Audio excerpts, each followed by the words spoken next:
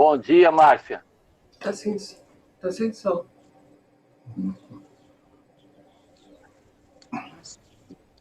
Bom dia. Bom dia, agora deu para te ouvir. Legal. Vamos fazer uma oração, querido? Vamos orar e entregar este tempo nas mãos do Senhor. Fernando, olha pra gente aí, Fernando. Amém. Hoje você está assim, mais visível.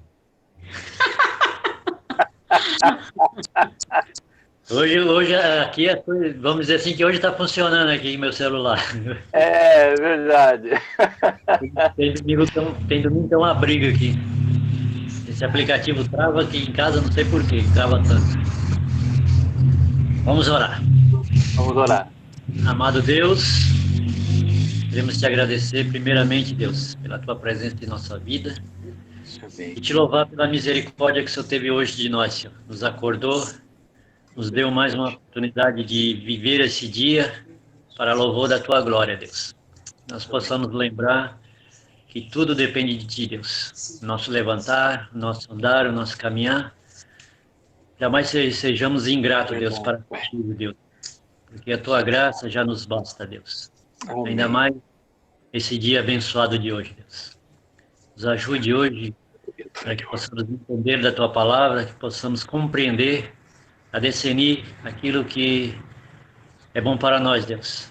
Nos ajude nessa caminhada, porque o fim dela, Deus, é a tua glória, Deus.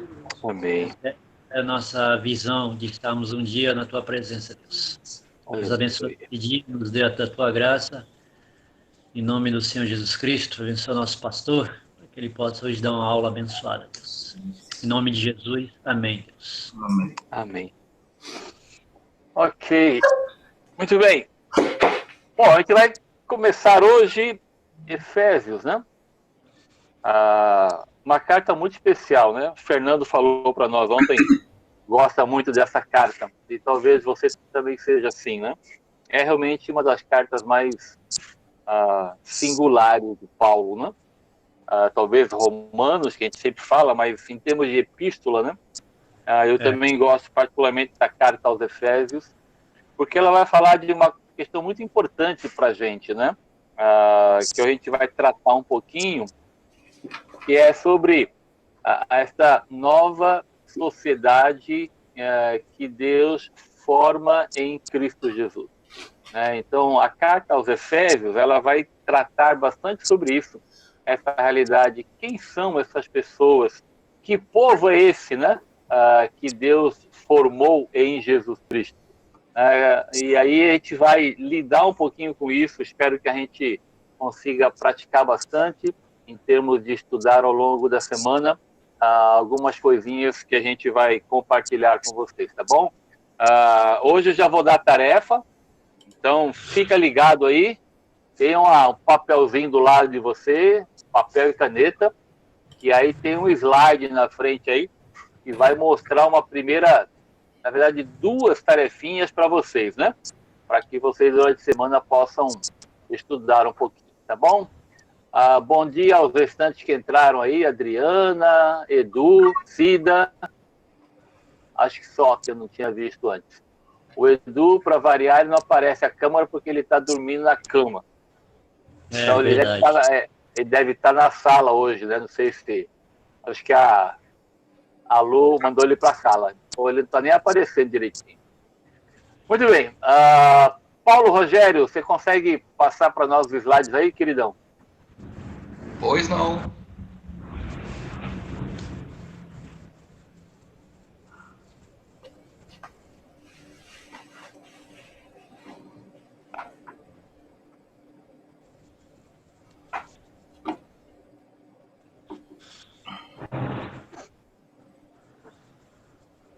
Tá vendo aí, pastor?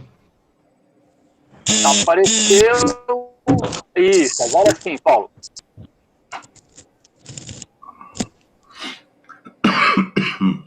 Muito bem.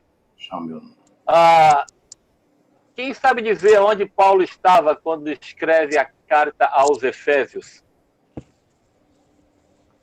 Aí você vai destravando o seu microfone aí para ir falando. Onde Paulo estava quando escreveu a carta? Alguém já lembra? Ele estava na prisão. Estava preso? Ok, joia, legal. Ele estava preso quando escreve Efésios. Como é que a gente sabe disso? Pega a Bíblia lá, abra a sua Bíblia ou ligue a sua Bíblia, né? Se você usa no celular, abra ou ligue. Vamos abrir lá em Efésios.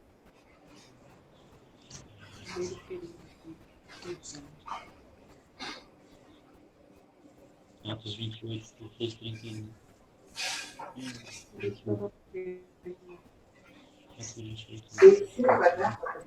Capítulo 3. Efésios capítulo 3.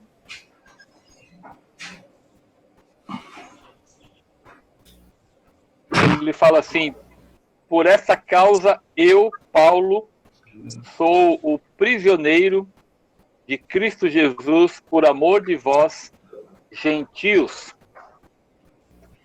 Também no capítulo 4, versículo 1, a mesma coisa. Capítulo 4, versículo 1, ele fala: rogo-vos, pois, eu, o prisioneiro no Senhor, que andeis de modo digno da vocação a que fostes chamados. E ainda, no capítulo 6, no verso 20,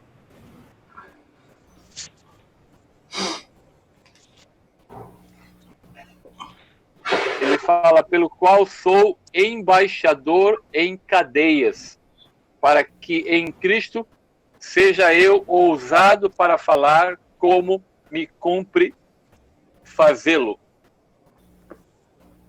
Então, Paulo estava preso quando escreve Éfeso. Vamos dar um pano de fundo, um pouquinho da história desta epístola para a gente. Eu acho que vai ser bem interessante nós olharmos um pouquinho. Pastor, Oi. Fala-se bastante nessa carta, as 3 vezes aí que o senhor comentou aí nos versículos, de ele estar preso, mas ele foi preso 2 vezes, né? Em Cesareia e em Roma. No caso, ele estava em Cesareia quando ele escreveu essa carta de Efésios. Então, embora haja essa possibilidade, eu penso que ele estava preso Em Roma. em Roma, na sua primeira prisão. A primeira prisão. É a primeira Isso. prisão. A primeira prisão. Outro slide aí, 28, Paulinho, por favor. Atos 28, 31, ao 16 ao 31. Sim. Atos 28, 16 a 31, que é o finalzinho da carta de Atos, né? Mostra essa realidade de que ele estava preso, hospedado, né? Preso numa casa, tudo, né?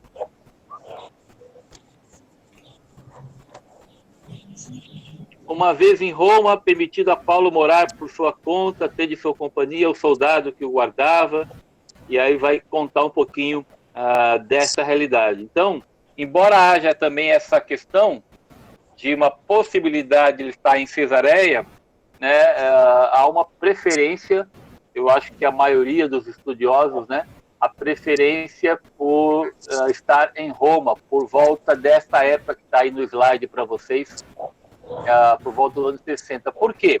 Porque ele não oferece nenhuma indicação de uma resposta, um veredito, né, da sua soltura. Então, é possível que Efésios pertença ao início da sua primeira prisão em Roma por volta de 60 Anno Domini. Tá bom? Embora, como o Edu falou, né, existe alguns que preferem uma posição em Cesareia. Tá joia? Mas a carta, né, aí a parte interna, né, o que ele escreve na carta é o que dá para a gente estes argumentos para colocá-la em Roma. Como o Pedro colocou aí, finalzinho do livro de Atos. Legal? Beleza? Joia. Muito bom. Eu gosto quando vocês perguntam. Tomara que eu sempre saiba responder. Muito bem. Qual é o fundo? Aí depois tem o mapinha. Isso, joia. Só para a gente lembrar, né? É aquela questão sempre de relacionar, né, as cartas com a parte histórica, né? Que o livro de Atos nos revela. Então, a carta de Efésios, ela se desenvolve na segunda viagem missionária de Paulo. Então, aí tem um mapinha com tudo por onde o homem andou, rapaz. Dá uma olhada aí que é uma jornada muito grande, né? Então, aí não sei se vocês conseguem enxergar um pouquinho. Tem aí a cidade de Éfeso, pode ver que ela é bem litorânea. Quem teve lá da nossa igreja, não, foi nossa igreja?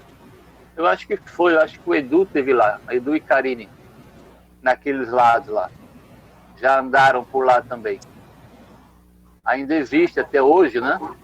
Claro que são só ruínas, mas é muito interessante quem passa por lá e conta toda a realidade da parte de histórica, o que sobrou, né, os templos daquela época, coisa assim, é muito interessante. Essa cidade aí, na questão da parte histórica, né, Éfeso era a cidade mais importante na província romana. E ela tinha uma população perto do que hoje, por exemplo, o Guarujá tem. Se eu não me engano, eu já ouvi falar que o Guarujá tinha cerca de 300 mil habitantes. E era o que dizem os estudiosos que Éfeso tinha. Cerca de 300 mil habitantes. É o próximo slide aí, Paulinho. O teatro acomodava cerca de 25 mil pessoas. Então era uma cidade importante naquela época, né? Também era a sede do governo proconsular. E, novamente, vamos fazer a ligação com o livro de Atos para a gente entender aonde que nós estamos, na própria realidade da história da igreja, lá em Atos capítulo 19. Vai lá um pouquinho. 19, 35 até o 38, que fala da questão proconsular.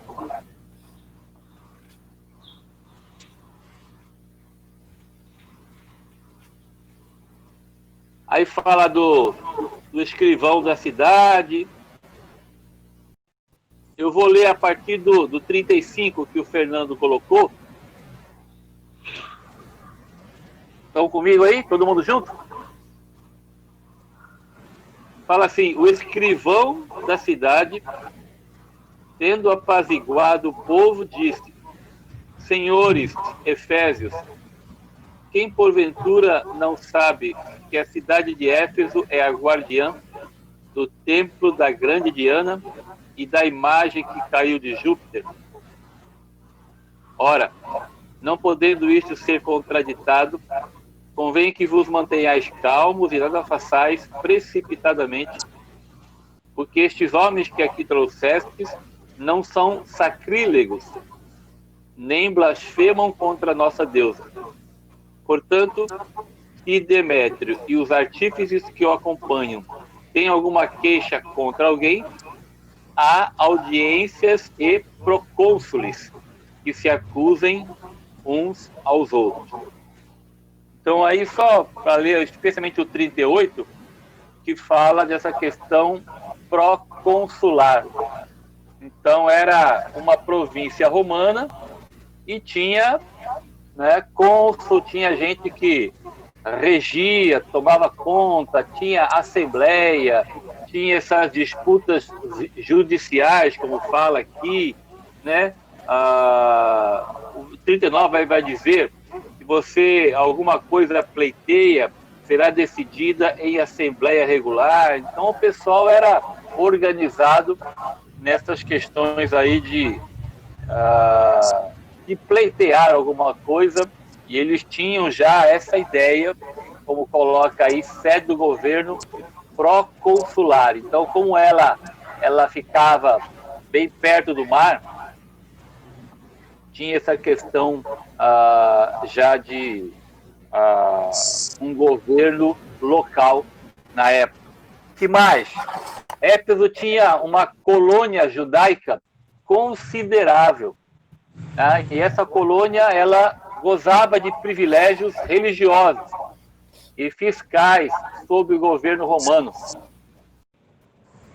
E Éfeso permaneceu muito importante por bom tempo, por vários séculos, tá? Mas, né, como eu falei, tinha essa questão litorânea, né? Mas o assoreamento do seu porto contribuiu para o declínio. Eu fiz questão de colocar isso aí, por quê? Porque é bem do nosso contexto, né? Nós também temos aqui o maior porto da América Latina, né? E o que é o assoreamento? E aí, quem sabe dizer o que é o assoreamento? É o aterramento do lago. Das bordas do rio. Vai fechando o rio. Joia, legal. A gente já deve ter visto reportagens aí na nossa região de que tem que passar lá uma como é que é? Não é barca que fala, tem um nome específico. Draga. Uma draga para ir desassoreando o canal, porque isso impede que navios de maior porte possam entrar, né? Porque vai assoreando, vai como que aterrando, como a Val falou, é terra, né? Que vai impedindo, e aí navios de grande porte não podem entrar. E é isso, claro, se acontece e ninguém toma conta, há um declínio no porto. Isso acontece conosco aqui, poderia acontecer conosco, já imaginou? Se uma notícia aí, navios não podem entrar em Santos por conta de um assoreamento. Então, se não há um cuidado, pode acontecer. Eu coloquei isso aí só para lembrar que naquela época já tinha esse problema, né? E esse assoreamento do porto, como não tinha esse cuidado de draga ou coisa do gênero na época, né? Aconteceu o declínio de Éfeso. Tá bom? Então, isso é só para entender um pouquinho sobre o contexto histórico da cidade de Éfeso, tá bom? Quando você lê, porque muitas vezes você está lendo uma carta e Paulo, ou Pedro, ou outro autor, ele cita algumas coisas, né, que a gente acaba não entendendo. Por quê? Porque a gente não tem uma ideia do contexto da carta que ele escreveu.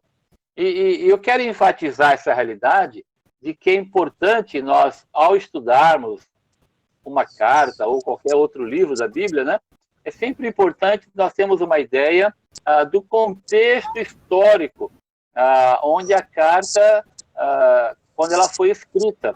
Por quê? Porque a gente sabe que essas cartas, né, elas não foram escritas num vácuo.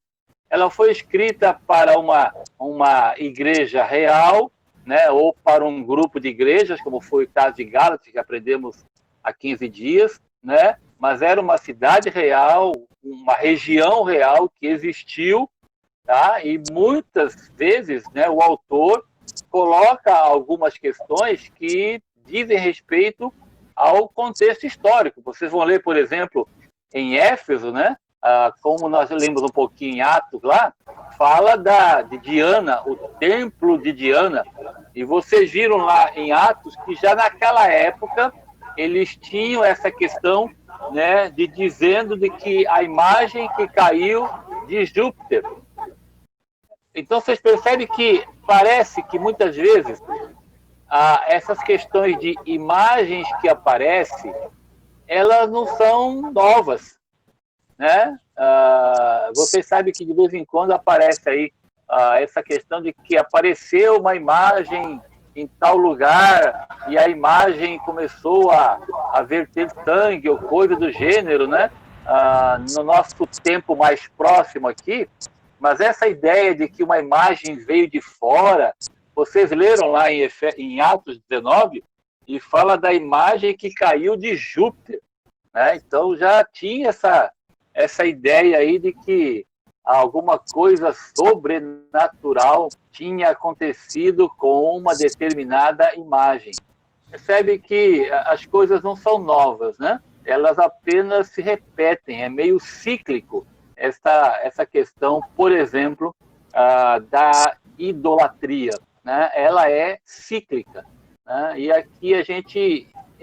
por isso que eu falo que é importante nós darmos uma olhada no fundo, por isso que eu falei para vocês sobre Éfeso, quantidade de pessoas, né? E a própria localização, porque a gente entende algumas questões menores dentro da carta que é importante para a gente, tá bom? Vamos falar um pouquinho sobre a igreja de Éfeso, tá? Essa carta que foi escrita, como nós falamos, para aqueles que chegaram um pouquinho depois, é uma carta muito especial, né? Alguns de nós aí gostam bastante dessa carta. A igreja, como é que era a igreja em Éfeso, né? Por que Paulo escreve algumas coisas que você vai ler comigo nesta carta? O cristianismo chegou oficialmente, aí, entre aspas, a Éfeso perto aí de 52, na segunda viagem missionária de Paulo, tá? Perto do fim dessa segunda viagem. E Paulo tinha uma estratégia. Vocês já leram em outras oportunidades que Paulo tinha uma estratégia especial também. Quando ele chegava numa cidade, para onde é que ele ia? Qual era o primeiro lugar que ele ia? Para a sinagoga. Sinagoga. Isto, ele ia para a sinagoga. Então Paulo tinha aí uma estratégia divina, né, dada pelo Senhor em alguns momentos aí onde ele chegava. Ele também tinha essa estratégia que está colocada aí, de atingir os maiores centros populacionais do Império. Tá? No caso aqui, como nós falamos, Éfeso tinha cerca de 300 mil habitantes, tá bom? Então ele tinha essa ideia de quando ele atingia um centro populacional grande, né? Claro que aí o evangelho se disseminava de uma proporção muito maior. Por isso que vocês conhecem a história de Paulo. Ele queria, né, ir para Roma, né? Depois ele queria ir para onde? Qual é a ideia dele? O que ele queria ir no final do mundo na época? A Espanha.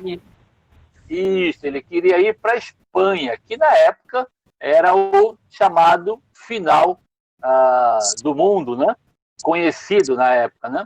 Então ele tinha essa questão não apenas dos confins da terra, obedecendo aquilo que o Senhor deixou revelado em Atos 1:8, mas também essa estratégia de procurar atingir os maiores centros populacionais do Império, tá bom?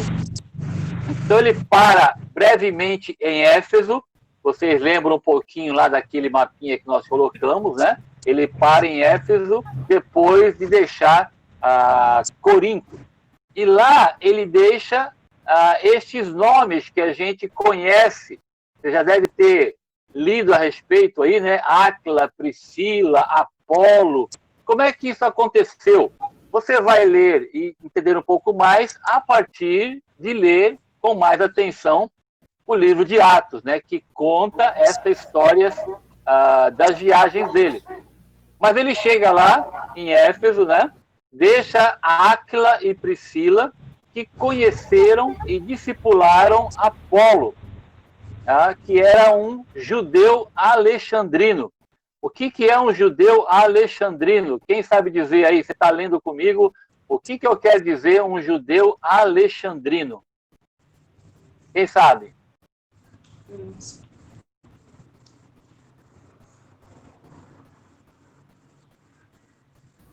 Agora já peguei vocês. Fale, Fernando. Não sei não. Sabia, mas não sei mais. Judeu alexandrino significa que era um judeu originário da Alexandria, lá em cima da África, lá, ok? Lá pertinho do Egito, tá bom? Alexandria foi um polo muito importante na época da questão do estudo das escrituras. Quando você vai estudar um pouco mais... Oi? Está na reunião dos 70 de Alexandria? Também, tem esse pessoal que era de lá. Exatamente. Então, lembra de Alexandria pelo seguinte, tá? Imagina aí o Egito, né? Lá no norte da África, né? E Alexandria foi um polo muito importante na questão do estudo das escrituras. Logo lá na igreja primitiva, séculos II, III, então era o polo da Alexandria, era o polo de Antioquia, tá? Que eram esses mais importantes. Por isso que quando a gente estuda um pouco mais a questão dos manuscritos, né? Existe sempre duas posições mais importantes, Alexandria e Antioquia. Né? E para a gente que estuda essa questão dos manuscritos, né? A gente parte de um pressuposto que o pessoal de Antioquia era mais conservador e o de Alexandria era mais liberal. Então, quando a gente estuda um pouco mais as questões das línguas originais, a gente pega algum estudo de uma carta, por exemplo, de Efésios ou outra, e aí quando a gente vai estudar os manuscritos, a gente parte desse pressuposto. Os de Alexandria, eles eram mais liberais, e os de Antioquia eram mais fundamentalistas, mais conservadores, tá bom? Então, esse judeu, ele era alexandrino, Apolo, mas ele tivera, na época, muito sucesso na pregação messiânica. Então, ele tinha essa questão de apresentar Jesus como o Messias esperado. Então, estes são os companheiros de Paulo, Áquila, Priscila, que discipularam Apolo. E Apolo, você vai ver um pouquinho mais quando se fala dele, se você ler a carta de Colossenses. Você vê que Apolo trabalhou bastante nessa região de Colossos, né? Que está no mapa lá também para vocês. A gente vai chegar lá, se Deus permitir, ao estudar essa carta também. Tá bom? Então, Apolo, ele tinha esta questão de apresentar o Messias esperado. Por quê? Porque ele era um judeu convertido, tá? O que a gente chama de judeu messiânico. O que é um judeu messiânico? É um judeu convertido ao cristianismo. E aí, o judeu convertido, ele tem muito sucesso na questão de aplicar o Antigo Testamento, as promessas relativas ao Messias, ele aplica à pessoa de Jesus.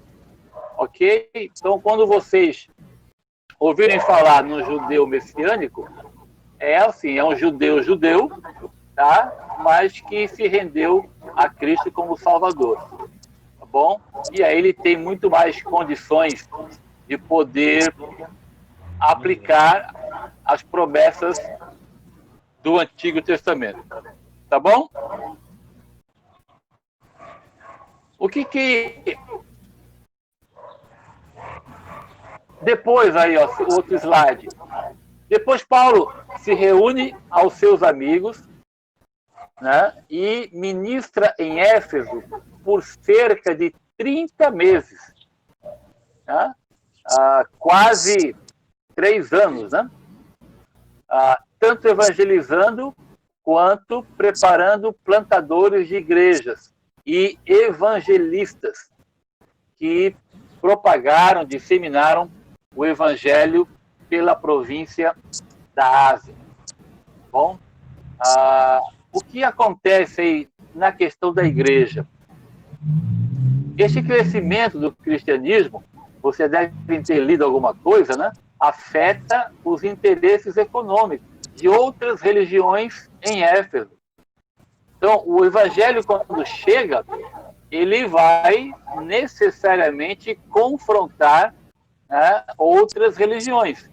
No caso aqui, a feitiçaria pagã e o culto a Ártemis, né, que nós lemos uma parte em Atos capítulo 19. Então, se você ler, abra comigo lá, volta lá em Atos 19, eu não vou ler o capítulo inteiro,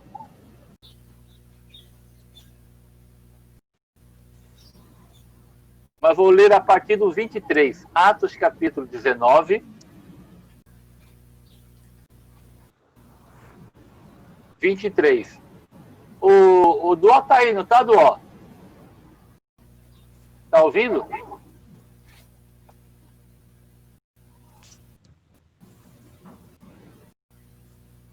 Acho que ele tá, mas não tá. Eu vou ler então. O Duó é o escriba oficial. Atos 19, a partir do 23. Por esse tempo, houve grande alvoroço acerca do caminho. O caminho, vocês sabem, é uma expressão para dizer o cristianismo, né? Tá bom? Então, houve um grande alvoroço acerca do caminho, acerca dos cristãos. Pois um ourives, chamado Demétrio, que fazia de prata nichos de Diana e que dava muito lucro aos artífices, convocando juntamente com outros da mesma profissão, disse-lhes: Senhores, sabeis que deste ofício vem a nossa prosperidade. E estáis vendo e ouvindo que não só em Éfeso, mas em quase toda a Ásia, este Paulo tem persuadido e desencaminhado muita gente, afirmando não serem deuses os que são feitos por mãos humanas. Não somente há o perigo de a nossa profissão cair em descrédito, como também o de o próprio templo da grande deusa Diana ser estimado em nada e ser mesmo destruída a majestade daquela que toda a Ásia e o mundo adoram. Ouvindo isto, encheram-se de furor e clamavam: Grande é a Diana dos Efésios. Foi a cidade tomada de confusão, e todos a uma arremeteram para o teatro, arrebatando os macedônios Gaio e Aristarco, companheiros de Paulo, querendo este apresentar seu povo, não lhe permitiram os discípulos. Por enquanto até aqui, só para a gente entender um pouquinho. Vocês percebem que aonde o evangelho chegava, havia uma confrontação, no bom sentido aqui eu falo, né? Não era uma questão de uma briga. Na verdade, você apresentava o evangelho e automaticamente você tinha que mostrar aquilo que o versículo 26 fala, o finalzinho dele, afirmando não serem deuses os que são feitos por mãos humanas. Então, Paulo, né, ou qualquer um outro, né, vai apresentar pela Bíblia essa realidade. Olha, Diana, Artemis ou qualquer outro, eles não são deuses. Né? Essas estátuas feitas por mãos humanas não são deuses, porque a Bíblia diz assim, assim, assim, e aí você conhece esse tipo de pregação, esse tipo de mensagem. E isso, como nós lemos aqui, causou um grande alvoroço, né? Causou um grande problema. a prosperidade do povo estava correndo um grande perigo, né? Então, eles queriam mais mesmo é que Paulo parasse de pregar, fosse embora, enfim, né? As pessoas estavam seriamente preocupadas com a realidade econômica deles, tá bom? E isso acontece, né? Acontece. Lembra da questão lá da passagem de Jesus e os porcos? Lembram lá? O próprio Senhor, né, que expulsou os demônios na manada de porcos, e o que aconteceu com o povo da cidade? Não estava nem preocupado se aquele endemoniado agora estava bem. Nossa, o cara causava medo em todo mundo, né? De repente o cara está são, mas não estão nem aí com a vida deles, estavam preocupados mais com a questão dos porcos, perderam os porcos, e aí falaram para o Senhor, Senhor, melhor que o Senhor vá embora daqui.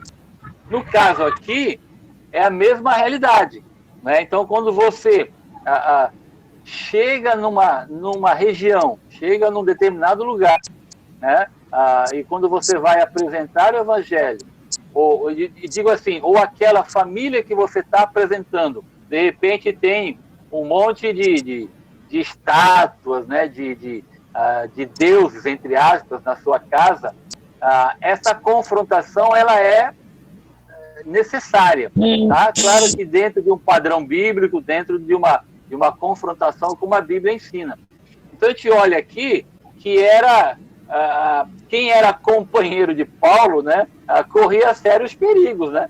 Na verdade, ser amigo de Paulo era um problema sério, porque poderia, como ele fala aqui, né, uma confusão que foi causado naquela época por conta dessa realidade, tá bom? Então, esse crescimento do cristianismo, ele afeta interesse econômico. No caso aqui específico, como nós lemos, tá? Era o ganha-pão daquele povo, né? Eles faziam deuses de prata, aqui, Diana e outros, né? E vendiam. E aí, de repente, se chega alguém e fala, olha, isso aí não presta para nada, né? Esses deuses são falsos, isso não te aproxima de Deus, ou qualquer coisa do gênero, e as pessoas acreditam, né? E se convertem ao Senhor, este povo deixa de receber. Então, dá para você imaginar um pouquinho como é que era a realidade lá, tá? Então, isto é automático, queridos, né? A gente, quando vai pregar o Evangelho, a gente tem que não ter medo dessas realidades, né? E confrontar biblicamente. Mas é importante dizer, né, o que a Bíblia diz, é importante nós sabermos quais passagens a Bíblia fala sobre isto. Então, não é apenas dizer que isso aí não serve para nada, isso é idolatria ou qualquer coisa do gênero. Nós temos que mostrar pela Bíblia o que ela fala a esse respeito. Talvez você já tenha enfrentado uma realidade assim, né? De repente compartilhar o Evangelho, né, com pessoas que têm muitas estátuas dentro de casa. Não sei se você já compartilhou o Evangelho, por exemplo, com pessoas que têm muito daqueles chamados cristais, né? A pessoa tem um monte de coisa dentro de casa e ela acredita nesse tipo de coisa. Ela tem cristal, ela tem trevo de 4 folhas, ela tem alho atrás da porta, enfim, tem uma série de superstições e coisas do gênero, né, que você vai ter que confrontar. Na verdade, quando você apresenta o Evangelho por si só, né, já confronta o coração dessas pessoas. Então, era assim que acontecia na época em Éfeso, como nós colocamos aqui. A feitiçaria pagã e o culto a Ártemis, sendo ambos relacionados aí, como nós lemos em Atos, capítulo 19, tá bom? E depois também dessa partida, falando um pouquinho da igreja ainda, Outra passagem que a gente já talvez tenha lido, para a gente poder se contextualizar nesta carta, né? Paulo tem um contato com os presbíteros da igreja em Mileto. E aí você vai um pouquinho para frente, aí, Atos capítulo 20, é um texto conhecido. Eu não vou ler o capítulo inteiro, mas a partir do 17,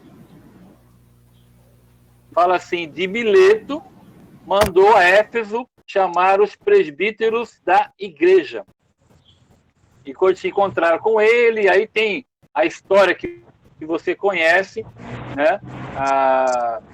Essa despedida de Paulo, um momento muito, muito lindo de você ler aqui, né? Este amor, este carinho, este relacionamento de Paulo para com os irmãos, para com os líderes da igreja, um texto muito conhecido, Atos capítulo 20, versículo 28, que para nós, né, que servimos a igreja, é bem singular para todos nós.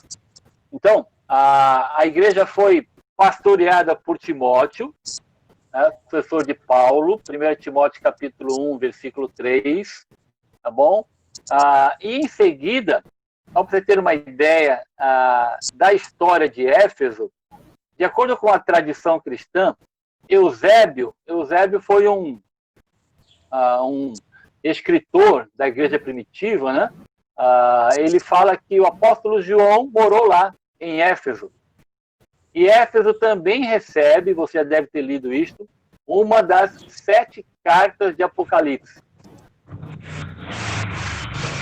E também, Éfeso foi a sede do 3º concílio em 431 Anno Domini, quando o nestorianismo foi condenado. Aconteceram alguns concílios na história da igreja. Concílio era uma reunião da liderança, né, das igrejas para defender a chamada ortodoxia, para defender a fé, né? E este concílio foi um dos que aconteceu, tá? Em 431. Pode ver que já eram aí, 400 anos depois de Cristo, tá? Mais de 400 anos depois de Cristo, já havia uma necessidade de defender a verdadeira fé, tá? Porque você já deve ter lido isso, né? Nós sabemos, as próprias cartas já mostram para a gente que muita falsa doutrina, muitos falsos mestres já estavam entrando na própria igreja quando as cartas foram escritas. Imagina 400 anos depois. E este concílio é algo que acontece para condenar o nestorianismo. Agora eu pergunto, o que foi o nestorianismo? Aí tem um outro slide para vocês aí. E aí é a primeira tarefinha de vocês. Eu não vou responder o que foi. Vocês vão pesquisar o que foi. Vocês vão saber o que foi o nestorianismo e por que ele foi condenado, o que ele defendia, o que aconteceu neste concílio.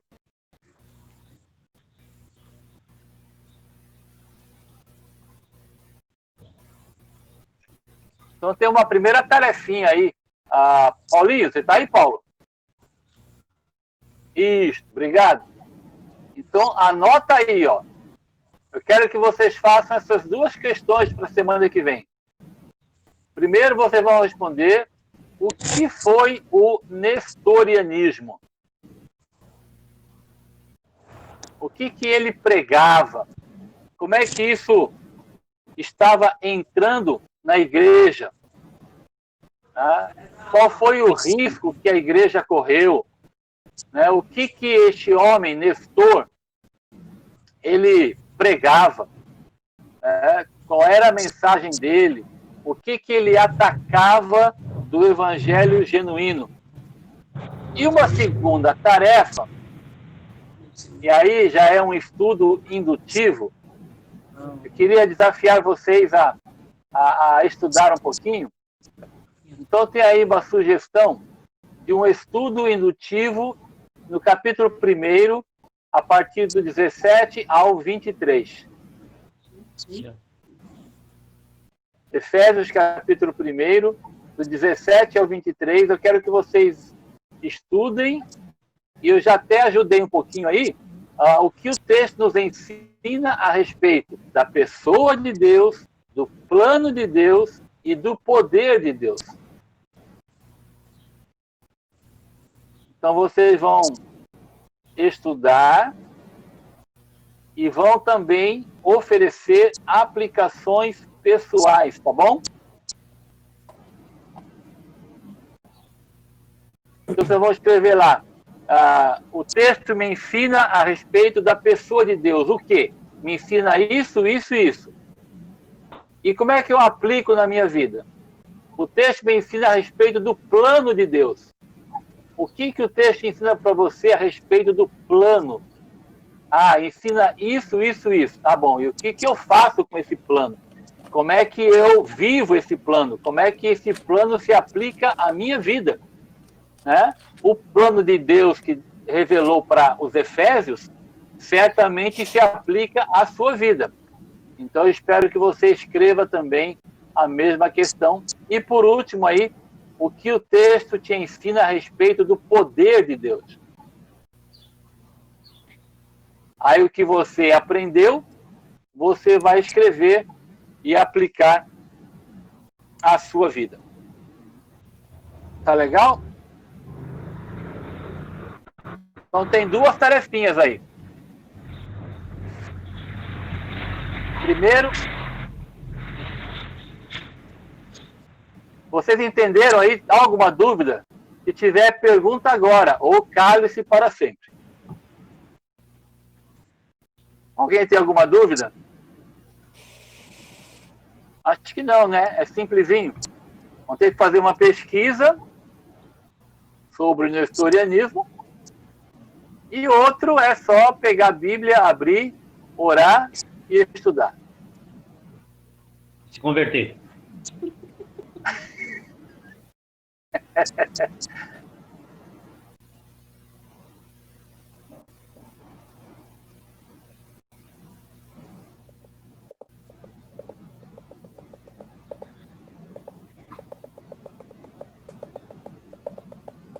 Aí é preciso também, eles não tinham conhecimento do Espírito do batismo e do Espírito Santo também, né?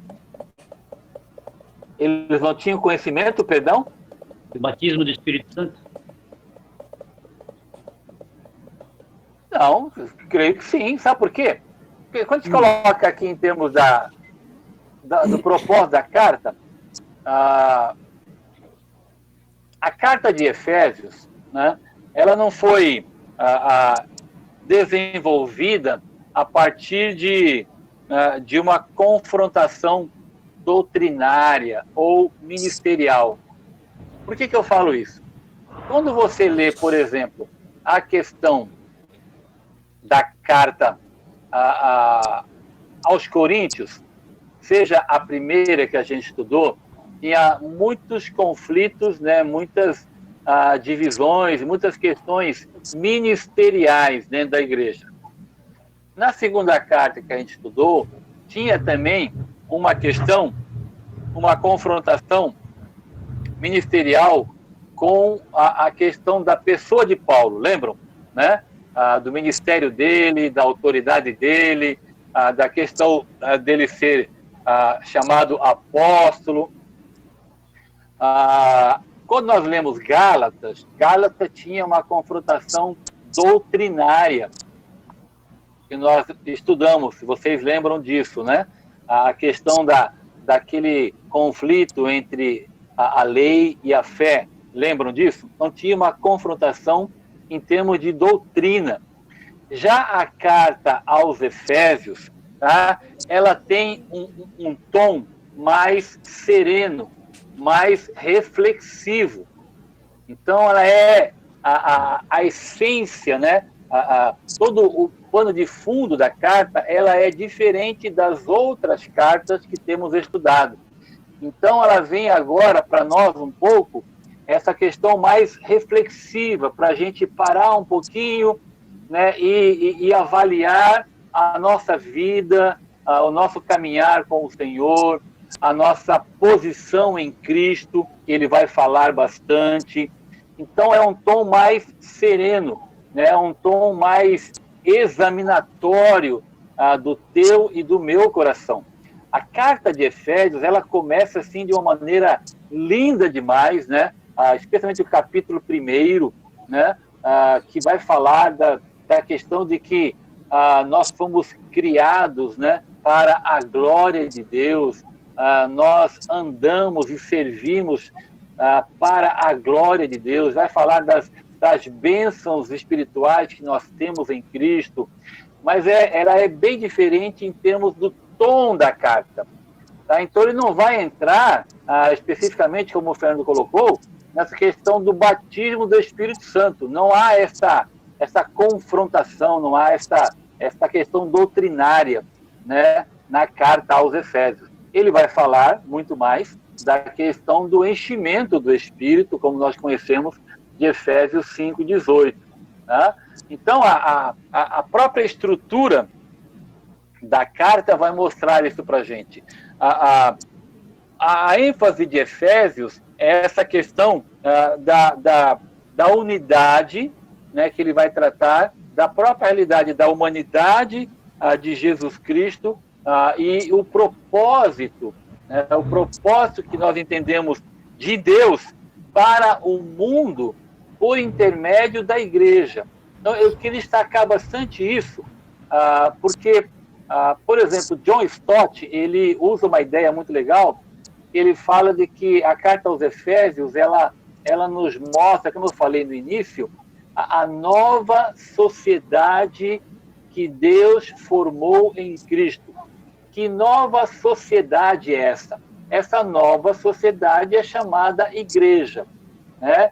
Então, por que uma nova sociedade, né? Porque é tudo diferente, né? Os valores são outros, a maneira de se relacionar é outra, a maneira de andar, de viver a vida, ela é em outro patamar, em outra perspectiva. Então, a carta aos Efésios, ela mostra muito dessa realidade do propósito de Deus para o mundo, através da igreja, né? O propósito da pessoa do Senhor para a tua vida e para a minha vida e para a igreja no mundo que nós estamos vivendo, né?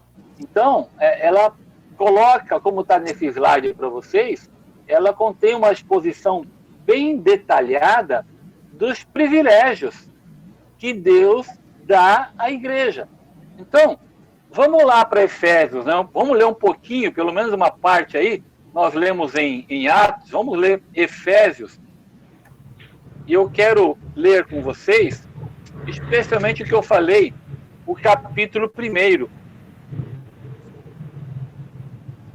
Então, o capítulo 1, ele vai mostrar essa questão dos privilégios dados à igreja. Esta nova sociedade, ela tem privilégio, claro que tem, mas ela tem também muitos deveres, né, por conta desta posição que ela tem. Então, queridos, é importante nós lembrarmos isso, né? Nós somos um povo diferente? Somos. Nós somos abençoados? Sim, somos. Tá? Mas esta bênção, tá? Estes privilégios, eles precisam necessariamente redundar em responsabilidades. Tá? Esses privilégios demandam responsabilidades. Nós não vivemos, né, num berço esplêndido apenas. Tá? Nós temos que cumprir com nossas responsabilidades. Então, essa posição que nós temos em Cristo, ela demanda, né, uma ação. E nós temos que pensar um pouco nisso, tá bom? Então, eu vou ler aí, pelo menos do versículo 3 até o versículo 14. É um texto lindo demais, eu acho que nós conhecemos. Efésios capítulo 1, eu vou ler do 3 até o 14. Bendito o Deus e Pai de nosso Senhor Jesus Cristo, que nos tem abençoado com toda sorte de bênção espiritual nas regiões celestiais em Cristo, assim como nos escolheu nele antes da fundação do mundo, para sermos santos e irrepreensíveis perante ele, e em amor nos predestinou para ele, para a adoção de filhos, por meio de Jesus Cristo, segundo o beneplácito da sua vontade, para louvor da glória de sua graça. O primeiro louvor, anota aí, risca na sua Bíblia. Para o louvor da glória de sua graça, que ele nos concedeu gratuitamente no amado, no qual temos a redenção, pelo seu sangue, a remissão dos pecados, segundo a riqueza da sua graça, que Deus derramou abundantemente sobre nós em toda a sabedoria e prudência, desvendando-nos o mistério da sua vontade, segundo o seu beneplácito que propusera em Cristo, a fim, de fazer convergir nele, na dispensação da plenitude dos tempos, todas as coisas, tanto as do céu como as da terra. Nele, digo, no qual fomos também feitos herança, predestinados segundo o propósito daquele que faz todas as coisas conforme o conselho da sua vontade, a fim de sermos para o louvor da sua glória. Olha o segundo, louvor da sua glória. Nós, os que de antemão esperamos em Cristo, em quem também vós, depois que ouvistes a palavra da verdade, o evangelho da vossa salvação, tendo nele também crido, fostes selados com o Santo Espírito da promessa, o qual é o penhor da nossa herança até o resgate da sua propriedade, em louvor da sua glória.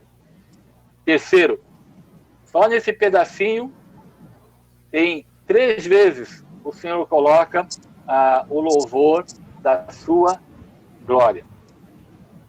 Então, essa questão aí mais reflexiva, né, serena, e ele começa falando dessa posição que temos em Cristo. Ele fala de privilégio, vocês leram comigo, né?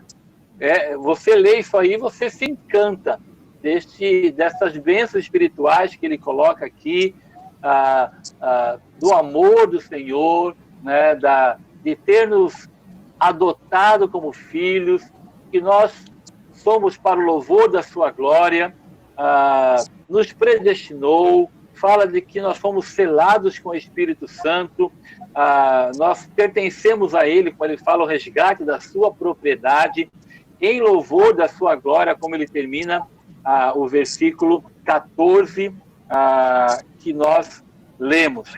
Então, alguém chama isso aí de 3 estrofes, né? De que são terminadas, são encerradas, né, pela expressão para o louvor da sua glória. Então, essa celebração que Paulo coloca do versículo 3 até o 14, muitos colocam essa questão, é uma celebração que ele termina em louvor da sua glória. Então, ele coloca bênçãos do Pai para você e para mim. Ele fala da predestinação para adoção, ele fala da manifestação da graça em Cristo, e depois ele fala da obra do Senhor Jesus Cristo na redenção, na revelação da vontade de Deus, enfim, todas essas questões que nós entendemos que são privilégios. Então, é importante nós lembrarmos o quê? O que eu quero destacar para a gente? A nossa posição em Cristo. Então, guarda isso. Tá? Guarda isso. Qual é a nossa posição em Cristo? Quando eu lembro disso, né, da posição que Deus nos colocou em Jesus Cristo, eu lembro de uma frase de um professor meu, ele falava assim, quando eu lembro, né, de onde eu estava, quando eu lembro quem eu era, eu louvo, agradeço ao Senhor, né, por onde hoje Ele me colocou. Então, é sempre importante a gente lembrar de quem eu era e aonde Deus nos colocou e para onde nós vamos por conta da obra redentora de Jesus Cristo. Então, eu queria que a gente, com muita gratidão no coração, lembrasse disso, dessa posição que nós temos em Cristo, porque tudo o que nós fazemos, né, ou deixamos de fazer, ela é resultado da posição que nós lembramos que nós temos em Cristo, que é o que Paulo vai falar para frente. Então, eu coloquei a primeira parte, né, ele vai colocar uma exposição detalhada. E, geralmente, no caso aqui, nós costumamos dividir a carta de Paulo em, basicamente, duas partes, né? Alguns dividem em três, né? Eu partilho da posição de dividir em duas partes. Então, ele vai falar primeiro dos privilégios.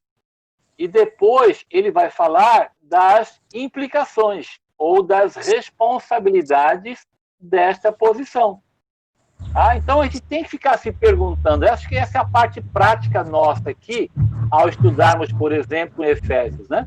É muito legal falar, puxa vida, né? Nós somos abençoados em Cristo, né? Nós encontramos a verdade, nós somos para o louvor da sua glória. Puxa, isso é lindo demais. Mas aí, e o que significa isso no meu dia a dia? E o que eu faço com essa verdade? Eu guardo essa verdade para mim? Eu vivo de qualquer jeito? O que isso significa? Quais são as implicações desta verdade? Que é o que ele vai falar a partir da segunda parte, que é geralmente dividido do capítulo 1 até o capítulo 3, Paulo vai falar dessa posição em Cristo. E a segunda parte, ele vai falar das implicações dessa posição, a partir do capítulo 4. E se você abrir lá, ele começa assim. O versículo 1 dessa segunda parte é o que ele vai falar das implicações. E implicações terrenas, né? Eu tenho uma posição celestial? Sim. Eu tenho um futuro, né, lindo demais? Sim. Mas hoje, a implicação terrena disso, o que é? Então ele vai tratar, e ele fala: rogo-vos, pois eu, o prisioneiro do Senhor, que andeis de modo digno da vocação que foste chamados. Qual é essa vocação? É o que ele fala dos 3 capítulos anteriores, né? E como nós lemos especialmente no capítulo 1. Então, eu coloquei uma ideia aí em vermelho para vocês, para a gente pensar um pouquinho, né? E tentar implicar isso para a nossa vida diária. Como é que a gente pode, né? O que nós temos feito, né? O que nós poderíamos fazer mais ainda, né? Como pessoa e como igreja, né? Nessas implicações terrenas. Então, Paulo quer que a igreja coloque em prática este amor gracioso e celestial do qual ela foi feita participante. Então, Deus nos fez participar do seu amor, Deus nos fez participar das bênçãos celestiais, mas nós temos que colocar isso em prática. Nós temos que implicar isso na minha vida diária. Eu tenho que compartilhar deste amor, eu tenho que compartilhar dessas bênçãos, eu tenho que falar para as pessoas sobre essa realidade que Paulo, por exemplo, coloca no capítulo 1, no capítulo 2 e depois no capítulo 3 também. Tá bom?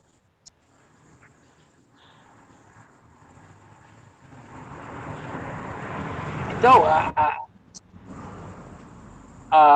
o que Paulo coloca para nós e eu queria destacar isso um pouquinho para você e para mim, ele chama a sua e a minha atenção.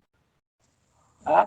Então, Paulo chama a atenção para que nós possamos desfrutar dos privilégios que a carta, especialmente de Efésios, ela me revela. Tá? Mas nós temos que, ao viver de maneira digna, né, usando uma outra expressão de um professor, ele falava assim que nós servimos como que prova, né? Ele usava uma expressão interessante, ele fala como que uma prova cósmica, né? Ele falava que os cristãos eram como se fossem troféus da graça de Deus, né? Davi Murray falava isso nas nossas aulas, né? Ele falava que os cristãos são como que troféus da graça de Deus. Então, nós servimos, entre aspas, né, como prova do amor de Deus, da graça de Deus para as pessoas. Tá? E claro que isso é lindo demais, só que isso tem implicação aqui, na minha vida diária, né? na minha vida ainda terrena, ainda enquanto aqui, né? Então, a misericórdia de Deus, a sabedoria de Deus, ela se manifestou de que maneira?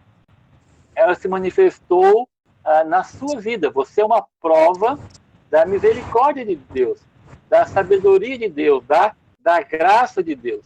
E para que a gente possa ser uma prova desta graça, nós precisamos recorrer, nós precisamos depender do poder de Deus, nós precisamos depender da presença de Deus na minha vida, nós precisamos vivenciar o plano de Deus na minha vida pessoal. Tá? Então, a presença de Deus, o poder de Deus, o plano de Deus são expressos, né? Ou são essa realidade de eu poder manifestar o amor de Deus na minha vida. Que é o que ele vai falar um pouquinho, né? A chamada oração de Paulo, no capítulo 3, quando ele fala da família do Senhor. Então, nós precisamos cada vez mais colocar em prática, como está aí, o amor gracioso e celestial que nós nos tornamos participantes. Às vezes, eu acho que a gente guarda muito isso, a gente reclusa muito isso, às vezes até a própria dentro de igreja ou coisa assim, e ao olhar para Efésios, a gente vai perceber um pouco diferente. Alguém quer falar alguma coisa? Não, só eu estou falando hoje. Muito bem. Segunda parte, outro slide aí, Paulinho, por favor, já que ninguém quer falar nada.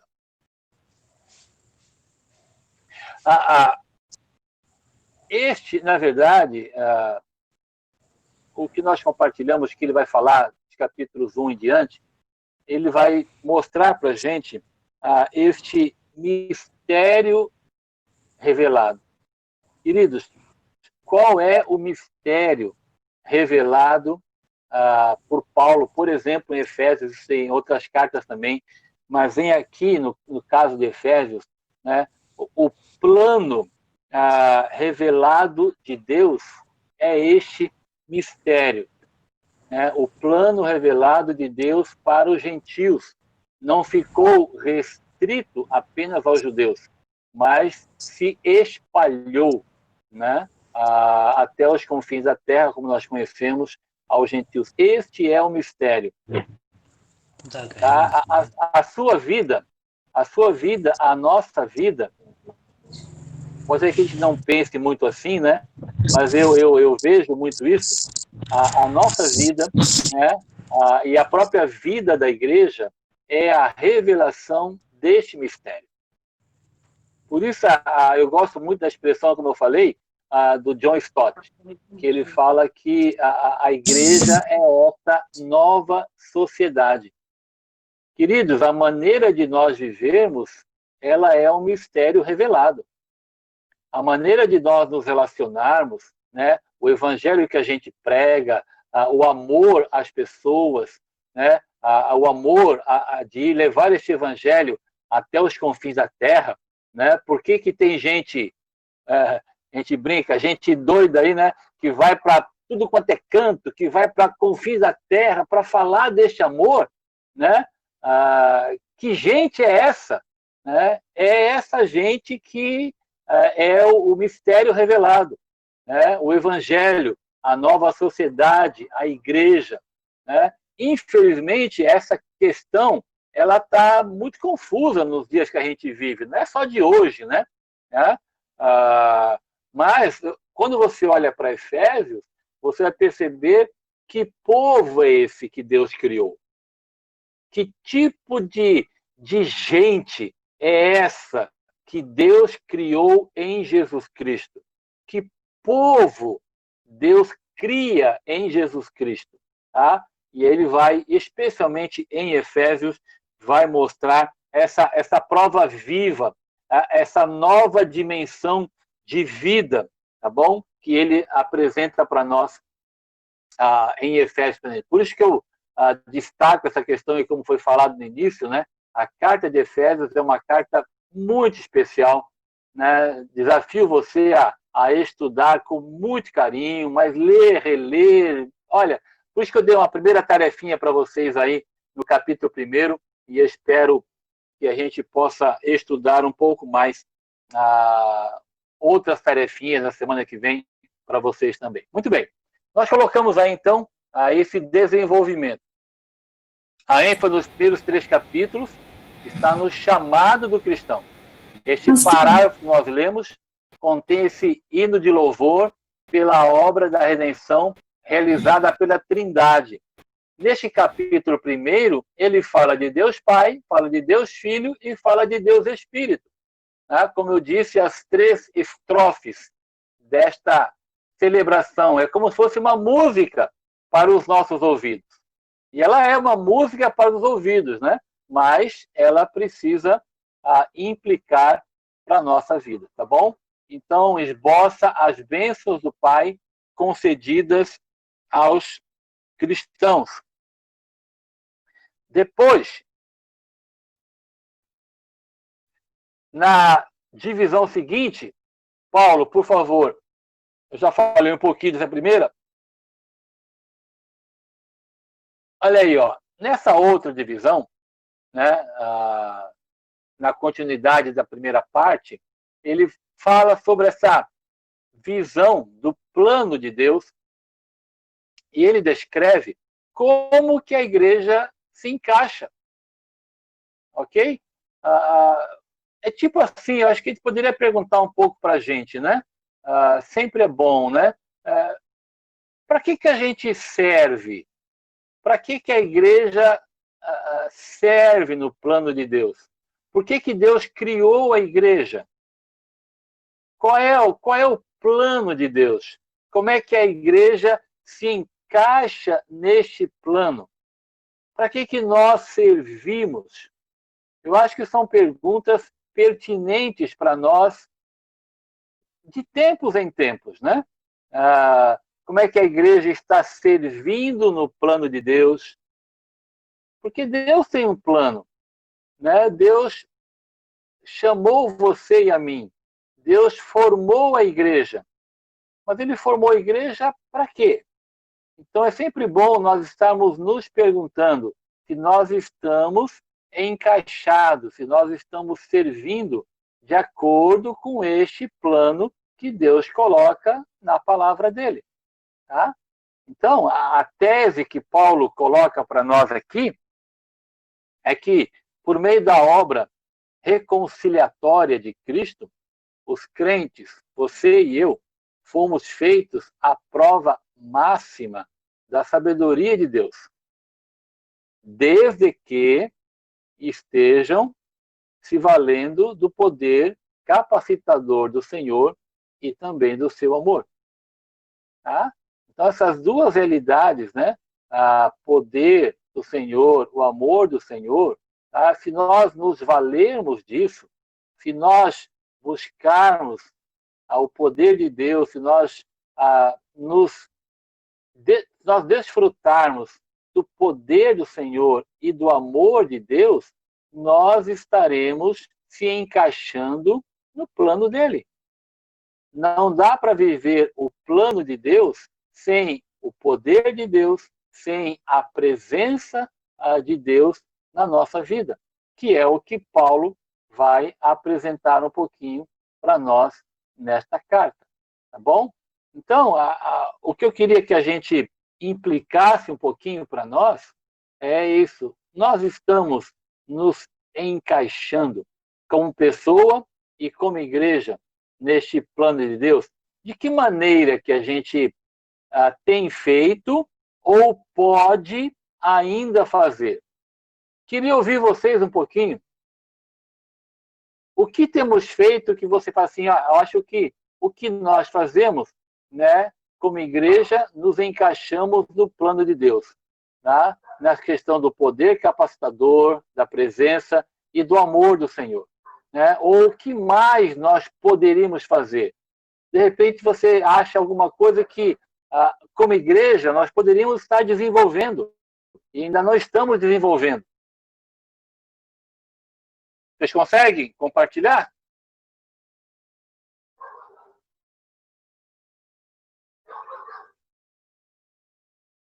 E aí? O que vocês acham?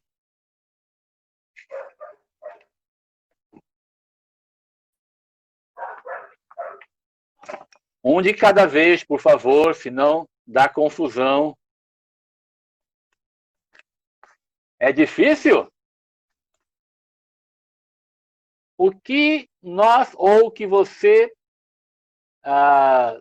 tem procurado fazer que você entende que é o plano de Deus?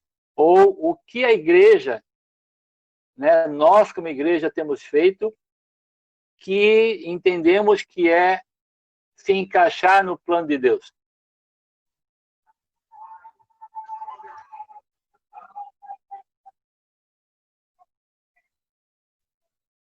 Vamos lá, povo.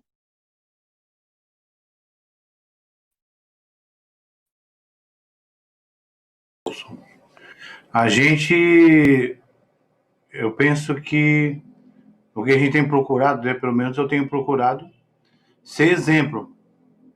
Nem sempre a gente consegue ser, mas a gente tem procurado ser exemplo para outras pessoas, né?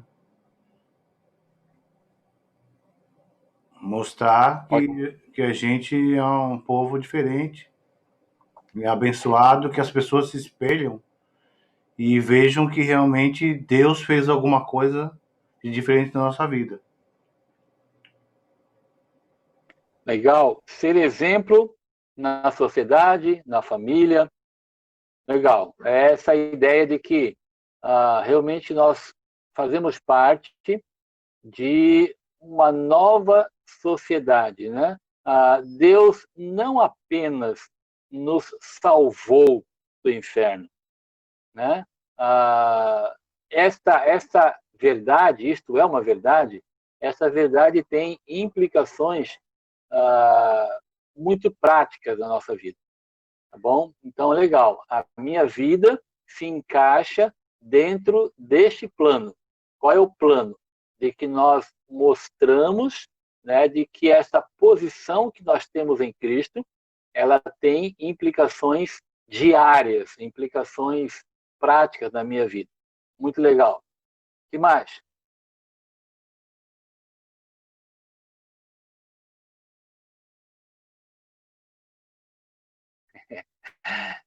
Eu estou paciente hoje, viu? Eu vou esperar vocês falarem. Tu acha que eu vou simplesmente deixar de... Não, eu estou com paciência hoje. Não tenho pressa nenhuma. Eu tenho que obrigar vocês a falar, senão... Pastor. Oi. Então, levando a palavra, né? Dando testemunho às pessoas, exercendo aquele dom que Deus nos deu, que é para trabalho, para o trabalho da obra.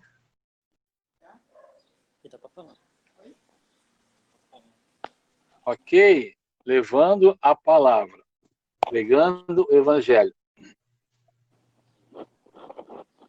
Deixa eu fazer uma perguntinha para todos nós. Nós temos conseguido fazer isso?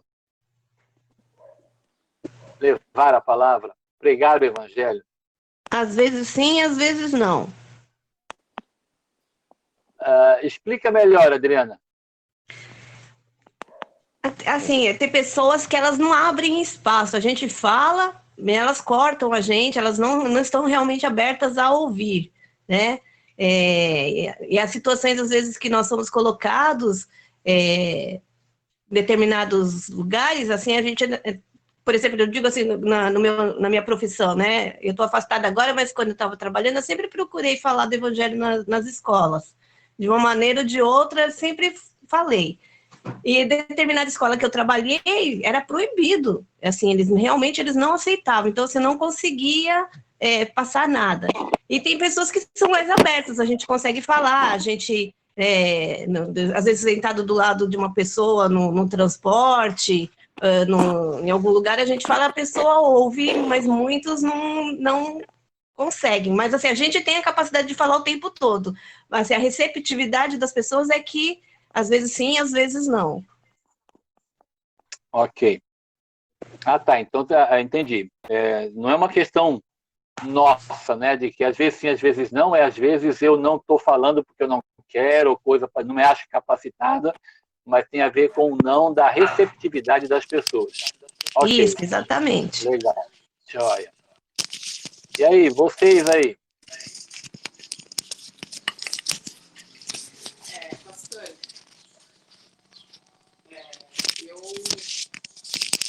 tá me ouvindo? Não identifiquei quem é. É a Val? Diga, Val.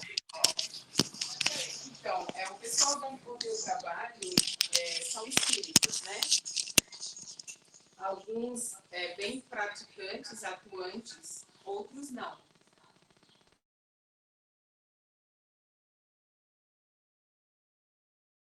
Eu acho que ela caiu. Ela começou a falar e parou. O que mais quer falar?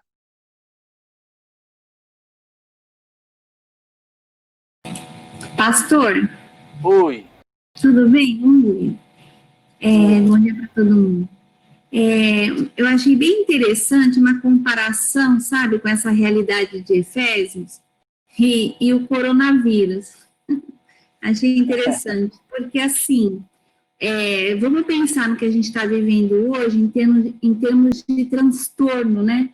Ou de impacto, transtorno, porque a Bíblia também usa esse termo quando fala da igreja, né, do surgimento da igreja. A gente está sendo impactado, o mundo está impactado com um vírus, né, e a consequência dele está mexendo com toda a humanidade. E aí, esse termo nova sociedade é um termo que já apareceu aqui e ali, né, por exemplo, agora nunca mais nós vamos ser os mesmos, né. Depois dessa pandemia, nós temos que começar a pensar como é que a gente vai agir numa nova sociedade, né? E achei interessante, como o senhor falou, né? Trouxe essa lembrança aí para nós, né? Do Evangelho. E aí, a comparação com a presença de Cristo na Terra, né? O que não foi a presença de Cristo na Terra? Assim, o impacto que foi a vida, a morte e a ressurreição de Cristo no mundo da época, né? No mundo conhecido ali da época. Né? Se um vírusinho, né, está causando todo esse transtorno, né, tanto sofrimento, tanto impacto, tanto alarde, né? Imagina o que foi naquele tempo Jesus nascer, né? Deus viver na Terra, né? Deus em corpo humano, e aí morre e ressuscita. E aí Jesus, né, levanta, né, e chama os seus apóstolos, os seus discípulos, para explicar isso para o mundo. É verdade. Esse negócio para o mundo, né? Então, assim, agora que todo esse eu não sei nem dizer o nome disso, toda essa, não é confusão, porque para a gente não é confusão, mas todo esse meximento na sociedade, aí Deus deixa a igreja, Jesus deixa a igreja e fala assim, agora vocês vão ter que ajudar as pessoas que não entenderam, que agora o texto mudou tudo, é o antes e o depois, né? Não vai dar, vocês não vão conseguir mais viver de outra forma, e nem os do mundo vão conseguir viver de outra forma. E como o senhor falou, né, essa questão aí dos artífices da deusa, da Ártemis, né, da Artemis lá, né, nossa, pera, como assim, né, a gente precisa viver disso, quer dizer, nem o mundo foi o mesmo, assim, mesmo que não aceitou Cristo como Senhor, né. Então, eu acho bem interessante a gente ter essa visão, né, de que hoje a gente está vivendo um tempo semelhante ao de Paulo, muito semelhante. Porque Paulo estava falando para umas pessoas que estavam transtornadas com o novo, sem entender. E nós hoje estamos num mundo transtornado com muita coisa que não consegue entender. Então, assim, fazer esse paralelo, para mim, assim, pessoalmente, renova, assim, a minha coragem, assim, renova o meu senso de propósito na Terra, sabe? Muito semelhante ao que Paulo viveu mesmo, eu creio. Que legal. Muito jóia, Dira. Eu gostei da expressão da Jandira, falou, como é que é? Vocês aí, discípulos, vocês vão ter que explicar que negócio é esse novo aí, né? E é realmente assim, né? Na época, a Bíblia fala lá em Atos de que a igreja, os discípulos, eles estavam vivendo de uma tal maneira que eles revolucionaram a época deles, né? Eu acho que é muito por aí mesmo, né? Vão ter que, de maneira bem simples, como ela colocou, aí tem que conversar com as pessoas e explicar, né? Que negócio é esse do Evangelho, né? Explicar que mistério é esse, né? Muito legal isso aí. Realmente é uma questão revolucionária, é uma nova etapa na nossa vida pessoal, na vida como igreja. Então, é por aí mesmo, né? Realmente, as pessoas não estão entendendo o que está acontecendo, e na época também era assim, né? E causava muito transtorno, como nós vemos em Atos. Muito legal. O Val, você quer terminar? Você voltou agora? Voltei. Tá me ouvindo? Sim, estamos ouvindo. Então, eu não sei quem falou antes da Adriana, mas alguém falou aí da questão de demonstrar Cristo através de suas práticas, né? Então, no meu trabalho, como eu trabalho toda a minha equipe, tirando um que frequenta a igreja, mas que parece que não tem muito conhecimento da palavra em si, apenas, né, de culto, todo o restante é espírita, e são espíritas alguns bem praticantes, bem atuantes mesmo, né, bem práticas mesmo. Então, no meu caso, de falar diretamente do evangelho é uma questão até que eticamente eu não posso, né, mas eu percebo que eles observam, e eu percebo através de algumas falas, em alguns momentos, né, que eles, vamos dizer assim, mais pelas minhas ações que eles vão identificar a pessoa de Cristo. Porque em alguns momentos, um deles, em determinado tempo, ele falou, uma colocação que eu fiz, e eu coloquei assim de uma forma até um pouco generalizada, e ele falou, aliás, ele entendeu dessa forma, e aí ele falou assim, olha, eu só não vou acreditar que você está generalizando, porque eu sei que você não mente. E eu sei que quando você diz que A, é porque realmente é A. Mas se viesse de uma outra pessoa, eu não iria crer dessa forma, ele falou. Porque eu estava sendo assim extremamente sincera na situação. Então, eu vejo que também, diante de tudo que está se vendo, o mundo está vendo e ouvindo da igreja, né, dos crentes, né, na nossa sociedade, Então, eu acredito que, no meu caso, eu tenho percebido assim, que, às vezes, o silêncio, no sentido de minhas ações, vão falar muito mais do que a minha própria fala, porque quando eu falar da igreja ou de mim, eu estarei, aparentemente, defendendo os crentes, defendendo essa igreja que está aí na sociedade, né, dessas práticas. E porque, como eu trabalho com políticas, né, então, infelizmente, os exemplos que a gente tem não são bons.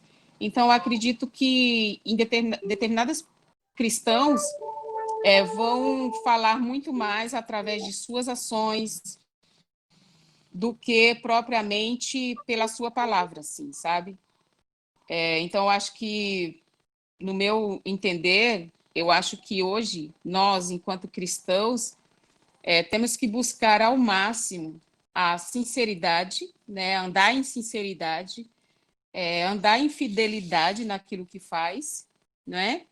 Porque eu vejo também na carta, uma das coisas que eu acho mais lindas na carta de Efésios, e isso é uma leitura que eu tenho já de muito tempo, é que eu vejo que o apóstolo Paulo, ele fala dessa maravilhosa graça do Senhor, das bênçãos, né, que o Senhor tem para nós e tudo, mas eu vejo também a questão ele coloca um mundo, um reino espiritual, né, invisível, né, e que Deus nos deu, ele faz muito essa defesa dos recursos, né, espirituais que Deus nos deu para viver exatamente nessa sociedade, numa sociedade, e que eu vejo muito isso presente na sociedade de hoje, né, onde as práticas muitos que se dizem cristãos não são boas práticas, né, onde muitos cristãos estão realmente vivendo de um modo muito secular, né? Além de uma vida secular, vivendo, copiando e praticando as práticas realmente seculares, né? Vivendo no engano e, às vezes, enganando muita gente e trazendo descrédito, sim, essas ações, esse reino, sabe, essas potestades agindo e os crentes desapercebidos, né, desse reino espiritual que a gente vive mesmo, né, que a gente, quando ele fala, eu acho que é dessa armadura, desse capacete da salvação, enfim, desses recursos, eu vejo que a gente tem que estar, assim, no meu caso, estou trazendo isso para mim, estou falando da minha vida. Eu faço muito essa leitura, assim, desse mundo prático, desse mundo que a gente, secular, que a gente vive, mas procurando se guardar e se proteger, né, de cair nas armadilhas desse mundo, e sempre olhando para o reino espiritual e atento às armadilhas do inimigo mesmo, né, e buscando se fortalecer no Senhor com esses recursos que Ele nos deu, que é a sua palavra, é a oração, e as nossas práticas, e caminhar assim, olhando sempre, entendendo que estamos nesse mundo, mas não podemos perder o foco. E no nosso trabalho e na nossa vida social, caminhando assim. Eu não sei se eu defini muito bem aí, mas é isso. Não, legal, legal. Na verdade, você vai ver em Efésios que ele vai usar uma expressão, eu acho que está no outro slide, não sei, Paulo, deixa eu ver se foi o que eu coloquei aqui. Nesse outro slide, eu destaquei essa palavra, esse verbo-chave, que é em Efésios, né? Na outra grande divisão que nós falamos, a ênfase de Paulo recai sobre a conduta. Então, primeiro ele fala do chamado, né? E a gente, como nós falamos, a gente acha lindo, maravilhoso, e é realmente lindo, maravilhoso, tá? Mas depois ele vai falar da conduta, né? Quais são as implicações. Eu acho que a gente tem, nós como igreja e pessoas, nós temos que sempre nos avaliar, porque entendo que a gente às vezes deixa muito a desejar em algumas questões, né? Então, essa segunda parte que Paulo coloca em Efésios, ele coloca muitas ordens. Então, ela está cheia, perdão, cheia de imperativos. Então, Paulo parte dos privilégios concedidos e agora concentra a atenção nas exigências feitas a você e a mim. Então, este verbo andar, ele é singular aqui, é um verbo chave. Do capítulo 4 até o capítulo 6, ele vai usar 5 vezes, pelo menos, né? Então, ele vai falar, olha, como é que nós temos que andar? Ele começa no capítulo 4 para nós andarmos de maneira digna. Depois ele vai falar para nós andarmos em amor, para nós andarmos na luz, para nós andarmos em sabedoria, para nós andarmos em submissão. Então, essas questões, e aí eu quero tratar com vocês, né, ao longo dos nossos encontros, o que significa isso para nós, entende? O que é andar em amor, o que é andar de maneira digna, né? O que é andar em submissão, tá? Então ele vai tratar dessas questões aí, basicamente, como 3 questões básicas: unidade, santidade e o conflito espiritual que a Val levantou, que é o capítulo 6, né? Que ele vai falar da armadura. Então, novamente, a gente reporta a questão de que nós só podemos nos encaixar no plano de Deus quando nós recorremos ao poder de Deus, né? E ao seu amor. Tá? Então, nós não podemos, nós só podemos vivenciar essa realidade de todas as dificuldades que nós enfrentamos, chamado conflito espiritual. Deus já deixou para nós o recurso. Deus já deixou para nós a armadura, né? Como que a gente consegue enfrentar? Todos nós temos conflitos, né? Espiritualmente falando. Tá? E Paulo é bem claro quando ele fala, olha, o seu problema e o meu problema não são com pessoas, né? As pessoas não são problema para nós. Na verdade, elas são o nosso alvo, né? Elas são o nosso alvo. Tá? A igreja existe aqui para tratar com pessoas, para cuidar de pessoas, para se preocupar com pessoas, porque as pessoas é que são eternas, né? As coisas não são eternas, né? Então nós enfrentamos um conflito espiritual, né? Como se preocupar com pessoas, como enfrentar este conflito, né? Não são com as pessoas. As pessoas são instrumentos, muitas vezes, das trevas, como Paulo fala em capítulo 6, né?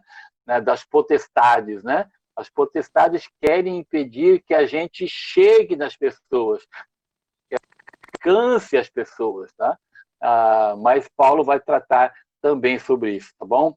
Então, para encerrar nosso tempo, já são 11h40 aí, passamos um pouquinho do nosso horário.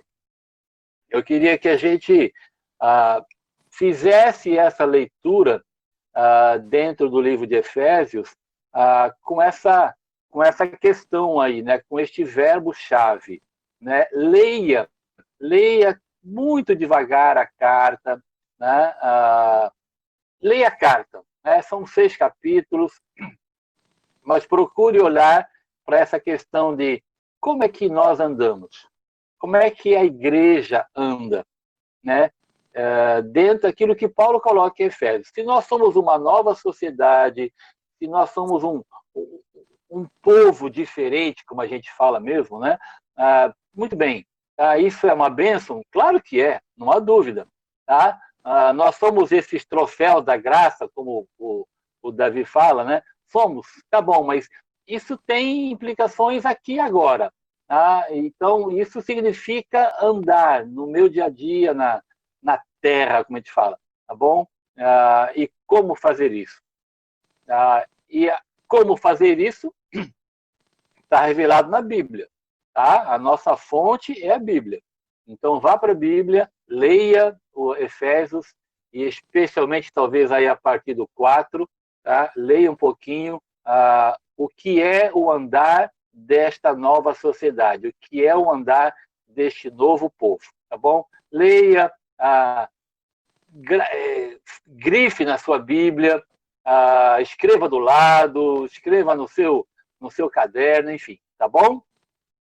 E não esqueça de fazer as 2 tarefinhas que eu dei lá, tá bom? Você vai pesquisar um pouco mais o que é o nestorianismo e vai também fazer a parte prática lá de Efésios capítulo 1, de 17 até o 23. Tá legal? E aí a gente se encontra, se Deus permitir, domingo que vem. E eu espero que você tire suas dúvidas aí a respeito do que nós falamos. E, novamente, eu coloquei 17 ao 23, porque está naquela primeira parte dos recursos de Deus.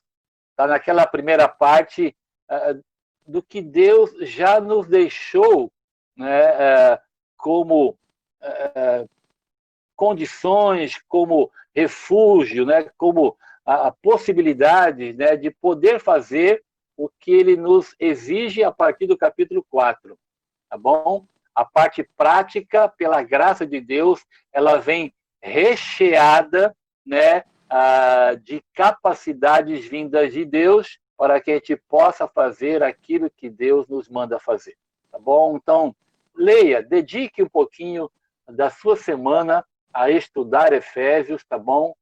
Para que a gente possa, no domingo que vem, compartilhar bastante do que você estudou, tá bom? Gostaria muito que você enviasse para mim o que você vai estudar, tá joia? Então, manda por e-mail, da maneira que você quiser, que eu gostaria muito de poder corrigir a tarefa e aí trocar um pouco de figurinhas na semana ou logo depois, tá bom? Então, faça a tarefa, mas mande para mim para que a gente possa compartilhar um pouquinho o que você escreveu. Tá legal? Então, tá bom. Vamos orar para encerrar. Hoje, se Deus permitir, estamos novamente presencialmente na igreja, o culto na igreja. Hoje é a abertura de missões nacionais. Vamos falar um pouquinho mais sobre essa prática que Paulo coloca aqui, especialmente no amor aos perdidos, tá bom? Então, esteja na igreja, você que está aqui, você que pode, esteja na igreja para juntos podermos adorar presencialmente ao nosso Deus. Tá joia? Vamos orar para encerrar. Querido e eterno Deus, por esta manhã, muito obrigado por mais uma vez estarmos juntos. Muito obrigado, Pai, por mais uma vez estudarmos a palavra do Senhor. Quero orar por nós e pedir por essa semana que começamos hoje, e especialmente, Deus, pedir por sabedoria do alto, para poder viver tudo aquilo que compartilhamos nessa manhã, tudo aquilo que aprendemos na carta aos Efésios. Peço para que possamos, Deus, dedicar o nosso tempo a estudar a Tua palavra e a tirar delas as lições que tanto precisamos para que possamos andar neste mundo de maneira que honre e agrade ao Senhor. Isso tem implicações tão sérias, tão práticas, tão lindas na nossa vida diária, e eu peço que o Senhor nos ajude a descobrir na Tua palavra, ó Deus, esta maneira de viver.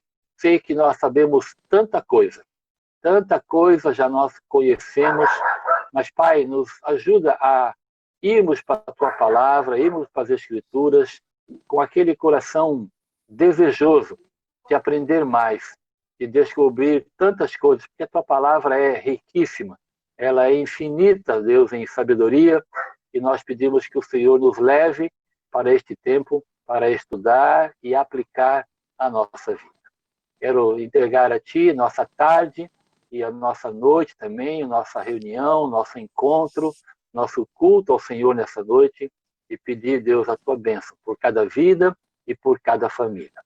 Em tudo nós Te agradecemos, Senhor, e rogamos a Tua bênção, em o nome santo e precioso de Jesus. Amém. Deus abençoe vocês, queridos. Beijo no coração. Até mais à noite, se Deus assim nos permitir.